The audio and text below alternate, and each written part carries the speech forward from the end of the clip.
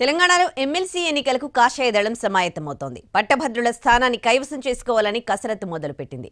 పెద్ద ఎత్తున ఓట్ల నమోదుకు ప్లాన్ చేస్తోంది కమలం పార్టీ. శాసన మండలిలో మరొకరిని యాడ్ చేయాలని భావిస్తోంది బీజేపీ రాష్ట్ర నాయకత్వం.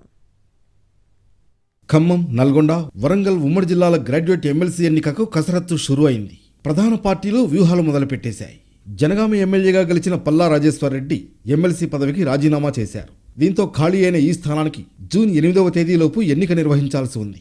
ఇప్పటికే కేంద్ర ఎన్నికల సంఘం కూడా ఎలక్షన్కు సిద్ధమవుతోంది. వచ్చే నెల 6 వరకు ఓట్ల నమోదుకు అవకాశం కల్పించింది సిఈసి. అయితే పట్టభద్రుల నియోజకవర్గాల్లో ఓటు హక్కు వినియోగించుకోవాలనుకునే వాళ్లు కొత్తగా ఓటరుగా నమోదు చేసుకోవాల్సిందేనంది కేంద్ర ఎన్నికల సంఘం. పట్టభద్రుల నియోజకవర్గంలో ఈసారి భారీగా ఓట్లు నమోదయ్యే ఛాన్స్ ఉండడంతో ప్రధాన పార్టీలన్నీ దీనిపై ఫోకస్ పెట్టాయి. పెద్ద ఎత్తున ఓట్లు నమోదు చేయించేందుకు సిద్ధమవుతున్నారు. ఇటు స్వతంత్ర అభ్యర్థులుగా పోటీ చేయాలనుకునే వారు కూడా ఓట్ల నమోదుపైనే ప్రత్యేక దృష్టి పెడుతున్నారు. ఇక ఎమ్మెల్సీ సీటుకు కూడా కమలం పార్టీలో పోటీ ఎక్కువగానే ఉండే అవకాశం ఉంది.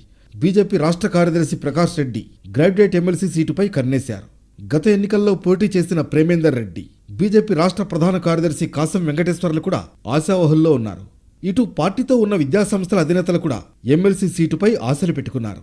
మొత్తానికి మండలిలో తమ గళం వినిపించాలని ప్లాన్ చేస్తోంది బీజేపీ.